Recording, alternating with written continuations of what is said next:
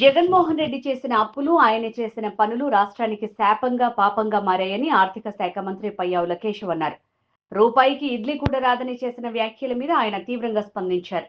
గతంలో వైఎస్ రాజశేఖర రెడ్డి బ్రాండిక్స్ కంపెనీకి ఎలా భూములు ఇచ్చారని ఆయన ప్రశ్నించారు. మీరు చేసిన పనుల వల్ల రాష్ట్రానికి కంపెనీలు రావటం లేదని, అందుకే ఇలాంటి రాయితీలు ఇవ్వాల్సి వస్తోందని కేశవ్ అన్నారు. సిగరెట్ ప్యాకెట్ మీద పొగ తాగటం హానికరమని ఎలా రాస్తారో రాష్ట్రంపై కూడా జగన్ పాలన హానికరమని రాయాల్సి ఉంటుందన్నారు. తప్పుడు దూరం పోయి కోసేటప్పుడు కొడవలు ఎత్తుకొని వచ్చినాడంట.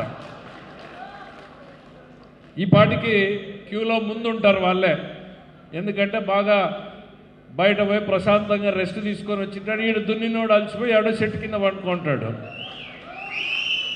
కోసే టైం కొడవలు ఎత్తుకొని తెల్లారే తలకే వాడే వచ్చింటాడు ముందుకి. సో రాజకీయాల్లో మనమందరం ఈ రెండు విషయాల పట్ల చాలా జాగ్రత్తగా ఉండాలి. పదే పదే పదే నేను చెప్తా ఉంటాను, మా వాళ్ళకి చెప్తా ఉంటాను, మన జిల్లా వాళ్ళకు కూడా, రాష్ట్రంలో కూడా మనందరికీ ఇవి దృష్టిలో ఉండాలి. రాజకీయంలో ఇవి లేకపోతే మన తెలుగుదేశం పార్టీ బలమైన పునాదుల కోసం ఎవరైతే జెండాని మోసేదానికోసం ఇబ్బందులు పడ్డారో వాళ్ళు నష్టపోయేటువంటి పరిస్థితి ఉంటుంది అనేటువంటిది గుర్తు చేస్తూ ఉన్నాం. మేము అధికారంలోకి వచ్చినా కూడా, జిల్లాలోకి వచ్చిన మొదటి రోజు చెప్పిన, రాష్ట్రానికి మంత్రి అయినా సరే ఈ జిల్లాకు మాత్రం నేను కూలీనే అనేటువంటి చెప్పినా కూలీగానే పనిచేస్తాను అనేటువంటిది ఈ సందర్భంగా గుర్తు చేస్తూ ఉన్నాం. గత 5 సంవత్సరాల వాళ్ళ దుర్మార్గపు పాలనని మనం మర్చిపోకూడదు. మనం పడినటువంటి కష్టాలు కానీ, కన్నీళ్లు కానీ, బాధలు కానీ, ఈరోజు రాష్ట్రంలో ప్రజలు వాళ్ళని 11 స్థానాలకు దించారు అనంటే దానికి కారణం వారి మీద ప్రజలు ఎంత భయపడ్డారు, ఎంత అసహించుకున్నారు అనేటువంటి విషయాన్ని కూడా మనం గుర్తుపెట్టుకోవాలి. 11 స్థానాలు ఇంకొకటో రెండో పోయింటే సింగిల్ డిజిట్కి మనం ఇంకాస్త జాగ్రత్తగా ఉంటే సింగిల్ డిజిట్లో గెలిచేటువంటి వాళ్ళం. మరి ఆ 11 స్థానాలకు పోవడానికి కారణాలు ఏంటి? అడుగడుగునా కూడా దౌర్జన్యాలు చేశారు. తెలుగుదేశం పార్టీ అనంటే అక్కడ టార్గెట్లో పెట్టుకుని పనిచేసినటువంటి పరిస్థితులు వచ్చినాయి. అచ్చెన్నాయుడు దగ్గర నుంచి మొదలు పెడితే చివరికి మన అధ్యక్షుడు చంద్రబాబు నాయుడు గారి అక్రమ అరెస్టుల వరకు కూడా సాగినటువంటి పరంపరల్ని మనం మర్చిపోకూడదు. ఈరోజు మీరు పేపర్లు చూస్తూ ఉన్నారు, ఏం కనపడుతోంది పేపర్లో? లిక్కర్ స్కామ్, మద్యం కుంభకోణం భారతదేశ చరిత్రలో. నేను ఇప్పుడు పేపర్లో చదువుతూ ఉన్నా, నేను కూడా దాంట్లోకి ఏం జరిగింది అని తలబెట్టి చూడలే. పేపర్లో జరుగుతూ చూస్తూ ఉండే భారతదేశ చరిత్రలోనే అతిపెద్ద లిక్కర్ స్కామ్ అనేటువంటిది కళ్ళ ముందు కనపడుతుంది. ఢిల్లీలో జరిగిండేది 120 కోట్లు మాత్రమే. మరి నేను గతంలో చెప్పా, సిగరెట్లు తాగేటప్పుడు సిగరెట్ పెట్టి మీద ఏముంటుంది? ఆరోగ్యానికి హానికరం అని ఉంటుంది, అవునా కాదా? దాని మీద ఇంకా ఏమేస్తారు? భయంకరమైన బొమ్మలు వేస్తారు. ఎందుకు? చూసి కనీసం గుర్తుకన్నా వస్తుంది అని. నేను కూడా అట్లా చెప్తున్నా, వైఎస్ఆర్సీపీ ఈ రాష్ట్రానికి హానికరం అనేటువంటిది మనం మర్చిపోకూడదు. పదే పదే పదే పదే గుర్తు చేయాల.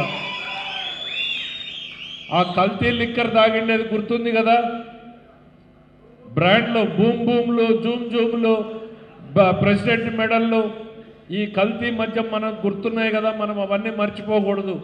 అధికారంలోకి వచ్చిన వెంటనే ఈ రాష్ట్ర ప్రజానీకానికి గతంలో వాళ్ళు చేసినటువంటి దోపిడీని మళ్ళీ మళ్ళీ మనం గుర్తు చేస్తూనే ఉండాలి. సిగరెట్ కంపెనీలకి పేపర్లో ప్రకటన వేసి ఇడిచిపెట్టొచ్చు. ప్రభుత్వం ఎందుకు చట్టం చేసి దాని మీద ముద్ర ఇస్తుంది అని అంటే, కొంతమంది ఒకసారి చెప్తే మానుతారు, ఇంకా కొంతమంది పెండ్లం పోరితే మారుతారు, ఇంకా కొంతమంది ఎంత పోరినా మారారు. కాబట్టి అట్లాంటి వాళ్ళు కండ్ల ముందు చూసుకుంటే అన్నా కొంచెం మారుతారు అనే ఉద్దేశంతో సిగరెట్ తాగడం ఆరోగ్యానికి హానికరం అనేసినట్టు మనం కూడా ప్రతి సభలోనూ ప్రతి దగ్గర కూడా వైఎస్ఆర్సీపీ ఈ రాష్ట్రానికి అన్ని రకాల హానికరం అనేటువంటిది పదే పదే చెప్తా ఉండాల. దేన్ని నిడిచిపెట్టినారు వాళ్ళు? లిక్కర్ నిడిచిపెట్టినారా? ఇసుక నిడిచిపెట్టినారా? భూములు నిడిచిపెట్టినారా? మైన్లను నిడిచిపెట్టినారా? వైన్, మైన్, ల్యాండ్, శాండ్ దేన్ని నిడిచిపెట్టలే. కళ్ళ ముందు అన్నీ కనపడుతున్నా కదా. ఇసుకలో ఏమన్నా మామూలుగా పోయినాయా? ఈరోజు ఏముంది? లిక్కర్ మంది లిక్కర్ ఎట్లుంది మంది, ప్రజలు ఏం కోరుకుంటే ఆ బ్రాండ్లు ఆడ షాపుల్లో అమ్ముతారు. ఇసుక ఏంది మన పాలసీ, ఫ్రీగా ఎవరన్నా తీసుకొని పోవచ్చు. వాళ్ళ పరిస్థితుల్లో కప్పం కట్టి తీసుకొని పోవాల్సింది. సాక్షాత్తు తాడేపల్లి ప్యాలెస్కి కప్పం కట్టాల్సిన పరిస్థితి. ఒక క్వార్టర్ బాటిల్ తాగితే కూడా తాడేపల్లి ప్యాలెస్కి డబ్బులు కట్టాలా, ఒక ట్రాక్టర్ ఇసుక తెచ్చుకుంటే తాడేపల్లి ప్యాలెస్కి డబ్బులు కట్టాలా. ఇవన్నీ కూడా మనం గుర్తు చేయాల్సినటువంటి పరిస్థితి ఉంది. ఇవన్నీ ఒక మర్చిపోతే మన భవిష్యత్ తరాలు మనల్ని క్షమించవనేటువంటి చెప్తా ఉన్నా.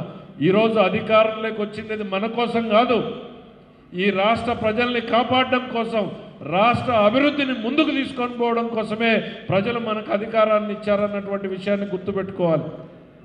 ఈరోజు మన మీద పెట్టుకున్నటువంటి ఆశలు ఉన్నాయి.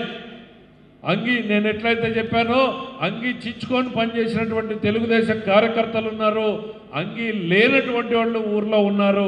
ఆ పేదలు మన మీద పెట్టుకున్నటువంటి ఆశలు ఉన్నాయి. వీళ్ళేదో మా జీవితాల్ని మారుస్తారు, మా తలరాతలు మారుస్తారని పెట్టుకున్నటువంటి నమ్మకాలు ఉన్నాయి. ఆ నమ్మకాలకి తగ్గట్టుగానే ఈరోజు చంద్రబాబు నాయుడు గారి ప్రభుత్వం పనిచేస్తూ ఉంది.